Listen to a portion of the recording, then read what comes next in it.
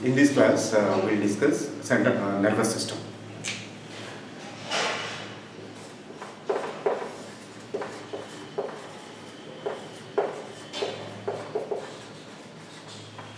Okay. Usually in the department of neurology or neurosurgery, we come across so many clinical terms. The number of clinical terms we come across when it comes to neurology are like, let's say, there is a stroke.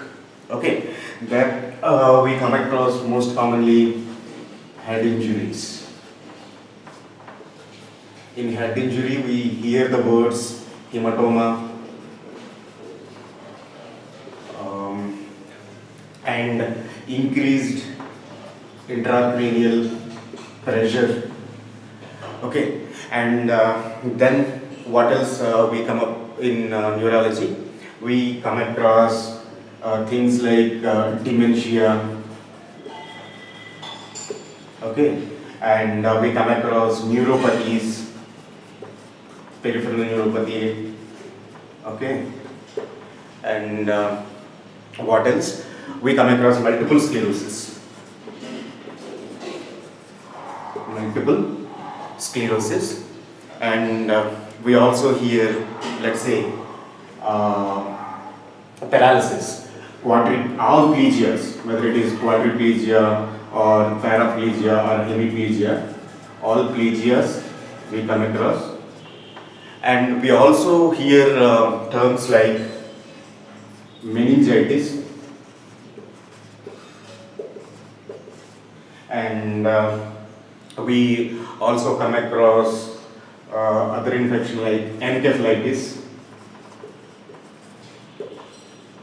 right? And what else do we come across? Yeah, the famous ALS, amyotrophic lateral sclerosis. So if you look at them, all of them are like overwhelming. Okay, so we don't know how to make sense of these terms and what do they mean or what are the clinical pictures. To confuse, to make things worse, we have, if you look at the anatomy of nervous system, you have central nervous system and peripheral nervous system. In central nervous system, again we have cerebrum, right? And we have small brain, cerebellum, and what else? You have diencephalon. So diencephalon includes both thalamus and hypothalamus, and you have brainstem. So brainstem consists of essentially three things, right? Midbrain, pons, and finally you have this brain, medulla oblongata. Okay, now coming back to the peripheral nervous system, you have spinal cord and nerves. Okay, both cranial and spinal nerves. And to make things more complicated, you have a sub-branch in peripheral nervous system, autonomic nervous system. Autonomic nervous system, we know that there are two branches in it, that is sympathetic and parasympathetic. Okay, so and we come across terms like ganglia. Okay, and we hear words like nuclei, right? Afferent and efferent.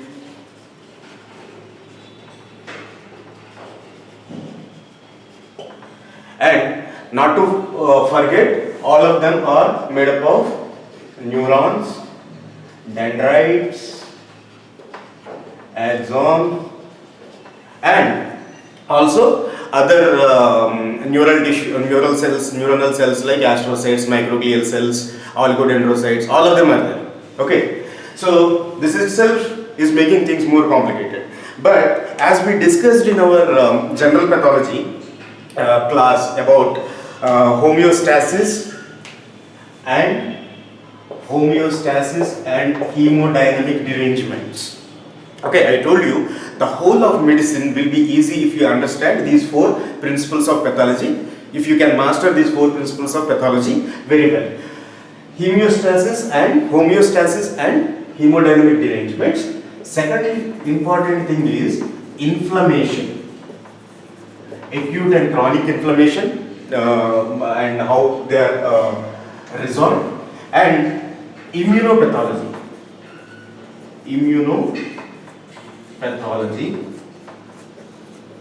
And neoplasia or tumors. And finally, aging and regeneration. If we master these 5 concepts, okay, so we understand the principles, all of them will be very easy. Understanding all of them will be very easy. Say for example, when you say inflammation, any inflammation we call it ends with a suffix called itis. Okay, now where do you see itis? Here we see itis. So these two fall under this category, inflammation. It is an inflammatory reaction. So if you understand meninges and if you understand brain, okay, it is the inflammation of the brain. It could be viral encephalitis or bacterial encephalitis, whatever it is. And this is inflammation of the coverings of the brain, meninges. Okay, now if you know whether it is an acute inflammation or a chronic inflammation, based on that you can see what is the function of these meninges or what is the function of the part of the brain that is affected by the infection. Then it is very easy. That action is compromised. Okay, now let's see what is stroke. Stroke is just like our heart attack, ischemic heart disease, where it is ischemic brain disease. Okay, brain is not getting its oxygen and nutrients because there is a hemodynamic derangement to a particular area. Say for example, okay, this is brain, right? And a particular area, let's say this particular area is supplied by one artery, right?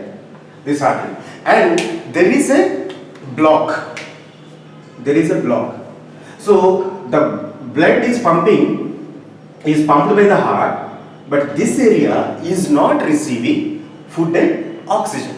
So the cells in this area, they undergo degeneration, they die.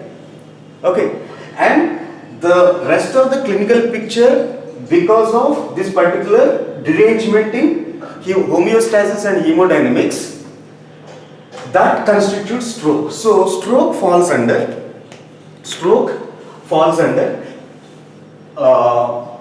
hemodynamic derangements. Okay, now the same thing, head injury. If there is an injury, physical injury to the head, this leads to hemodynamic derangement, that is hemorrhage. Hematoma is collection of blood and changes in pressure in cerebrospinal fluid. So if we understand this concept, we master this area also, right? And similarly,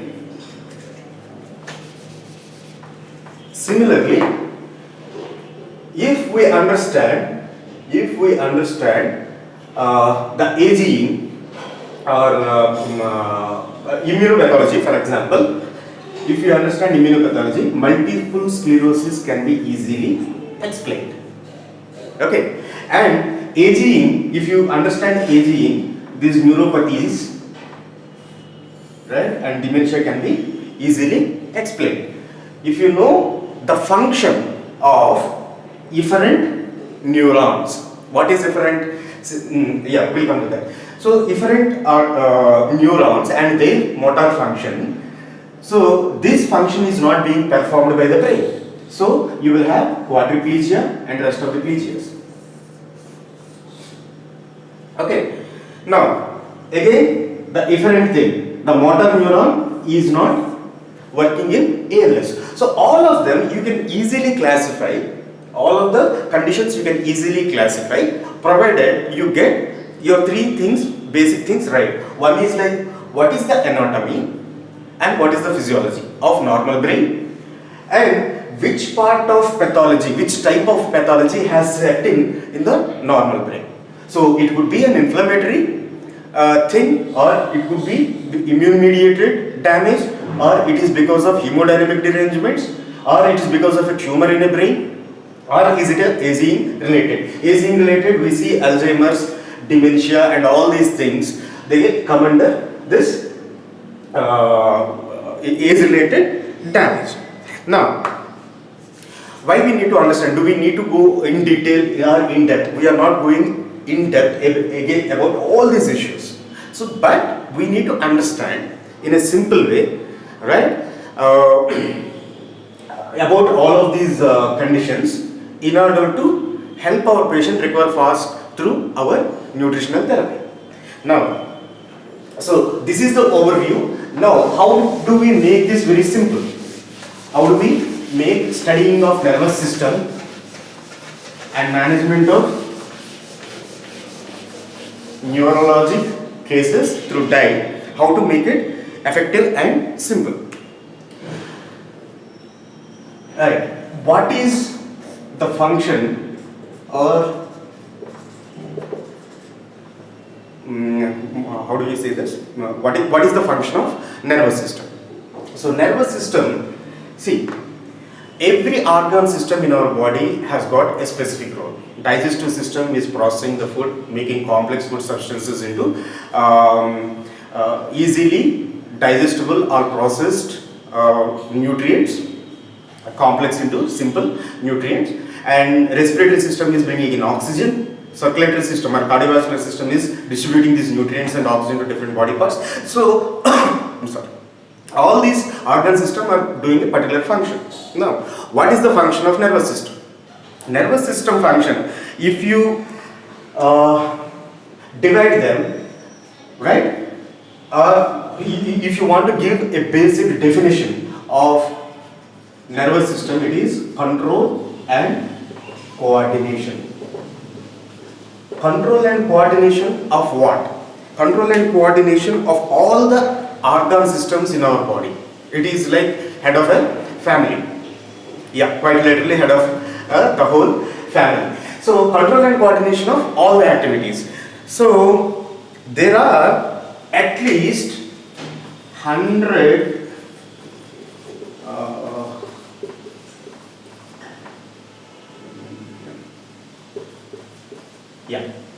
at least there are 100 trillion cells in our body. Approximately 100 trillion cells in our body. And each cell, if you look at each and every cell, right, it is a self-sustaining autonomous unit. Okay, it has got its own government and it is an organism by itself. Now, the number of reactions that are happening in one single cell at any point of the time would be close to 1 million. 1 million is thousands per minute. Okay, so there are so many reactions that are happening in each and every cell of our body. So 100 trillion cells performing at least 1 million chemical reactions per minute. Look at the enormity of the activity that is going inside our body every minute. Now, there must be somebody who is guiding it, watching over it and giving appropriate instructions. Okay, so that activity, the control and coordination of all these activities. Why the cells are performing this? To keep us alive. Okay, so this forms the crux of the function of nervous system, that is control and coordination. Now, since we understood the purpose of why there is a nervous system, try to understand how the nervous system is trying to achieve this particular function. Okay, right. So, how do you manage a particular place or house or office? Okay, first thing is you have to receive the information. Second thing is you have to make sense of that information. You have to process it and you have to respond. As simple as that. If you divide the whole function of central nervous system, don't worry about all the words. Okay, so this is like simple classification. I mean, different organs take up different functions. Say for example, cerebellum is responsible exclusively for motor function. Hypothalamus is exclusively responsible for autonomic nervous system and other hormonal functions. So likewise, different body, different parts in brain do different functions. That is specialization. But basically, all of them are doing only three things. Now, if let's say here is an individual, right? So here there is an injury at this area. Okay, there is an injury at this area. This information has to go to the brain, right? So he hit a rock like this, and this information needs to go from this area through a nerve into the spinal cord. Okay, from there into his brain, right? So this is like receiving the information. Then since it hurts, okay, the brain has to send another message through another neuron. So this has become afferent. This nerve is afferent. It is going in and receiving information, also called sensory. Right? So the information is received through a nerve. Okay, nerves are forming the peripheral nervous system. The peripheral nervous system is carrying information to central nervous system. As simple as that. So then all the nerves that are coming out of spinal cord and brain are called peripheral nervous system. What are they doing? You smell something, okay, right? Somebody is cooking nice food, you smell something. The olfactory nerve is relaying information to our brain, and you see something, right? The optic nerve is relaying information to our brain. So the peripheral nervous system is, one of its function is to receive, and the function of central nervous system is processing, make sense of that information in the brain, right? And from there it is sending out a response through another nerve, right? Through spinal cord. Through spinal cord, another nerve is coming and it is sending the information to our muscles. So we have muscles in our legs and feet. Okay, so this is relaying information. This nerve is relaying information to muscles to respond. So you have hit a rock, take away your leg from that. So that is like immediate reaction. So central nervous system, the response is always very quick. Okay. Now, once the information is processed, it is relayed by again the PNS. So the peripheral nervous system